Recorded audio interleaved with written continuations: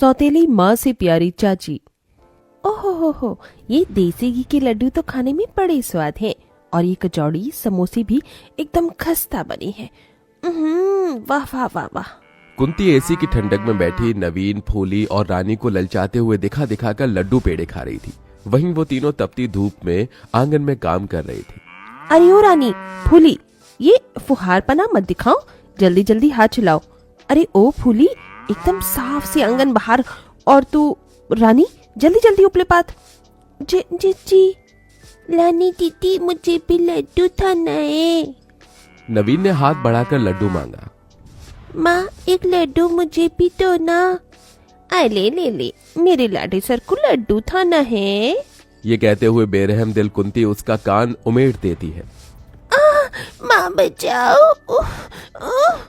बुला ले अपनी मरी माँ को, मगर वो नहीं आने की। बड़ा आया लड्डू खाने, चल भाग।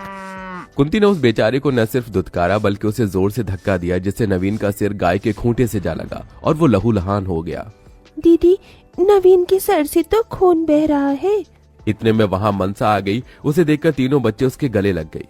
मनसा मासी। कुंती ने मनसा को पहली बार देखा था। इतने में उमेश खेत से लौट आया। कुंती तीनों बच्चों को छोड़ अंदर चली गई। रोते मन से मनसा ने कहा, उमेशी, क्या है ये सब? मेरी सहेली गंगा कहाँ है? जवाब दीजिए मुझे। उमेश मनसा को बीती बातें बताने लगा। देख गंगा, इस बार मुझे बेटा ही चाहिए। पहले ही इन दोनों मनहूसों को मेरी छाती पर मर दिया है। अगर इस बार भी बेटी पैदा हुई तो उसे खौलते दूध में डाल दूंगा। गंगा की शादी कुछ साल पहले ब्रिज से हुई थी, जिससे उसे दो बेटियां फूली और रानी थी। दोनों बच्चे जल्दी होने की वजह से गंगा का शरीर एकदम कमजोर हो गया था, मगर ब्रिज की जिद से वो तीसरी बार गर्भवती है। वो दिन रात भगवान के आगे यही विनती करती कि उसे बेटी ना हो, और उसने तीसरी बार एक बेटे को जन्म दिया। रानी, फूली, तुम दोनों को अपने भाई का ध्यान रखना है। ये कहकर गंगा ने अपने जन्मे बेटे को गोद में उठाकर कहा, मेरे लाल, मुझे माफ कर देना। मैं तुझे अपना दूध भी नहीं पिला सकती। मेरी उम्र तुझे लग जाए। जियो मेरे लाल। और खुद मरते हुए भी वो माँ अपने बच्चे को जीने की दुआएं दे गई। इधर गंगा की चिता की आग ठंडी भी न हुई और ब्रिज ने कुंती से दूसरी शादी कर ली और तीनों बच्चों के लिए सौतेली माँ ले आया। घर में कदम रखने के साथ ही कुंती ने उन पर अत्याचार ढाना शुरू कर दिया। कुंती उठकर आई और रोते बच्चे को देख दांत पीसते हुए कहा, अरे ओ नासपीते, बंद करिए भैं भैं भैं, वरना चुटकी भर नमक चटा दिया ना तो तेरा भी खेल खत्म। माँ, इसे भूख लगी है, थोड़ा दूध दे दो। क्यों, ये राजा का बेटा है क्या जो दूध पिएगा? पानी चटा दे। दीदी, पिताजी, ये कैसी माँ लेकर आए हैं? ये बहुत बुरी है। ये सुनके कुंती ने बौखलाकर बेचारी फूली को बहुत पीटा। ये ले, और मार खा, ये ले। दीदी, बचाओ मुझे। रानी अपने भाई को गोद में लिए अपनी सौतेली माँ के पैरों में गिर गई। माँ, छोड़ दो मेरी बहन को, उससे गलती हो गई। निकल गई हेकड़ी। कान खोलकर सुनो, कल से तुम दोनों इस घर का सारा काम करोगी, लिपाई पुताई से लेके खाना बनाने तक। अब तो कुंती खुद पैर पसारे बैठी रहती और उन बेचारे बच्चों से गधों की तरह काम करवाती, तब जाके उन्हें एक रोटी देती।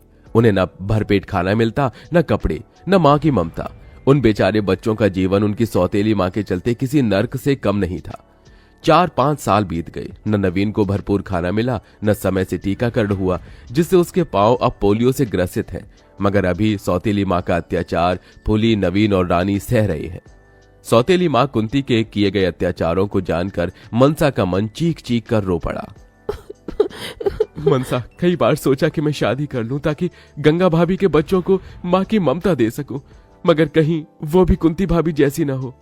तभी मनसा ने तीनों के चेहरों की ओर देखकर कहा, मैं दूंगी इन्हें माँ का प्यार, इनकी चाची बनकर। उमेश जी, क्या आप मुझसे शादी करेंगे? और फिर मनसा उमेश से शादी करके उन बेसहारा बच्चों के लिए चाची बनकर घर में आई, जहाँ तीनों ने उसकी आरती उतारी। आओ चाची माँ, हम आपका स्वागत करते हैं। तभी कुंती ने तीनों को धमकाया, अरे ओ मेरी नक्कारी औलादो, उतरवाऊं मैं आरती? चलो अंदर आओ। अपनी सौतेली माँ के खौफ से तीनों डरे सहमे से चले गए। तभी कुंती ने मनसा को गुस्से से घूरा। अगले दिन तड़के सुबह कुंती ने तीनों को लात से झकझोरते उठाना चाहा। अरे ओ मेरी नास पीटो, नकली औलादो, उठो और काम पर लगो। बच्चों को काम करने की कोई जरूरत नहीं दीदी, अब इनकी चाची आ गई है। तू है कौन? हाँ, और तुम तीनों चाची के पल्लू में क्या छुप गई? निकलो बाहर, वरना गाल लाल कर दूंगी। तीनों बच्चे मनसा का आंचल कसकर थाम लेते हैं। चाची हमें बचा लो चाची, वरना सौतेली माँ मारेगी हमें। तभी माँ होने की धौंस झाड़कर कुंती ने कहा, क्यों रियास्तीन के सांप, तेरी चाची क्या कोई तोप है जो तुम तीनों को मुझसे बचा लेगी? चलते हो या दूं एक रखकर? तभी जैसे ही कुंती ने हाथ उठाया, मनसा ने उसका हाथ रोककर कहा, खबरदार, जो उन्हें हाथ भी लगाया तो मुझसे बुरा कोई नहीं होगा। मनसा के इस कहे पर कुंती बौखला गई। तो होती कौन है इन पर हक जताने वाली? मैं उनकी माँ हूँ, इन्हें मार सकती हूँ? सिर्फ हक जताने से और दावे करने से कोई माँ नहीं बन जाता। अगर 9 महीने इन्हें पेट में रखा होता और जन्म देने की पीड़ा सही होती तो सौतेलेपन न करती। मुझे लगा था तुम्हारे अंदर प्यार से इन बच्चों के लिए ममता जगा दूंगी, मगर शायद तुम्हें प्यार की भाषा नहीं समझ आती। चलो जाओ यहाँ से। कुंती पैर पटकते हुए चली गई। तभी मनसा ने मुस्कुराकर कहा, तो जल्दी से बताओ मेरे प्यारे बच्चे क्या खाएंगे? चाची हमें खीर पूरी खाना है। माँ जब थी तो अक्सर मेरे दीदी के लिए खीर पूरी बनाती थी। थोड़ी देर में मनसा ने तीनों के लिए खीर पूरी तैयार कर दी और तीनों को परोसा। गर्मा गर्म खीर पूरी, ये लो बच्चों, तुम खा क्यों नहीं रहे हो? तभी रोते हुए मनसा को देखकर रानी ने कहा, चाची न जाने क्यों आप में माँ दिखती है। यह सुनकर मनसा का दिल भर आया। उसने रानी के सिर पर ममता भरा हाथ रख के कहा, मैं तुम्हारी माँ ही तो हूँ, चलो अब माँ के हाथ से खाओ। बस चाची अब पेट भर गया। तीनों को खुश देखकर उमेश ने कहा, मनसा तुम्हारे आ जाने से इन बच्चों का बचपन फिर से लौट आया है, शुक्रिया तुम्हारा। उमेश जी, क्या ये बच्चे मेरे नहीं? मुझे इनसे मेरी सहेली गंगा की परछाई दिखती है। ये तीनों मेरे लिए अनमोल हैं।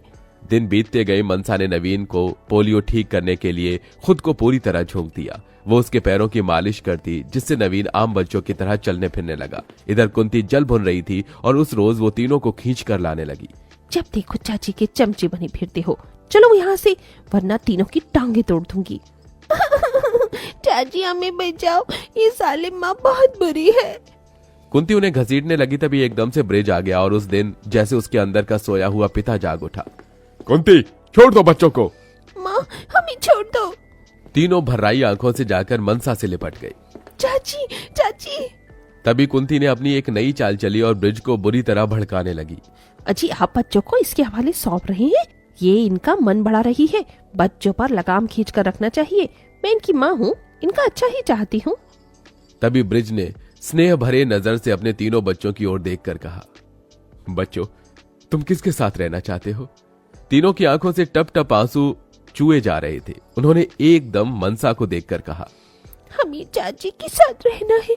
चाची सौतेली माँ से अच्छी है। ठीक है मनसा, मेरे बच्चे आज से तुम्हारे हैं। मनसा आंसुओं से भरकर तीनों का माथा चूमकर बोली, मेरे बच्चे, अब तुम तीनों को तुम्हारी चाची से कोई अलग नहीं करेगा। अजी मैं भी तो उनकी माँ हूँ, सौतेली ही सही, ये तो चाची है। जेठानी जी, माँ शब्द का मतलब ही जानती हो आप? जो खुद भूखा रहकर अपनी औलाद को खिलाए वो माँ होती है।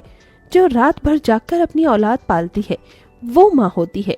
जो खुद तपती धूप में पैरों में छाले पड़ने के बाद भी अपने बच्चों के लिए मेहनत से पीछे ना हटे वो माँ होती है।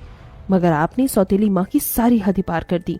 इन मासूम बच्चों को भूखा रखा, इन्हें मारा पीटा, अत्याचार किया। माँ शब्द आपके मुंह से भी गाली जैसा लगता है। शायद इसीलिए आज तक भी आपकी गोद भगवान ने भरी नहीं। मनसा के दिए जवाब ने कुंती को सच का आईना दिखा दिया। मुझे माफ कर दो बच्चों, मैं सचमुच माँ कहलाने की काबिल नहीं हूँ, मगर आज माँ का अर्थ तो जान पाई हूँ। तीनों ने कुंती को माफ तो कर दिया, मगर उनके दिल में मनसा की जगह कुंती कभी नहीं ले सकी।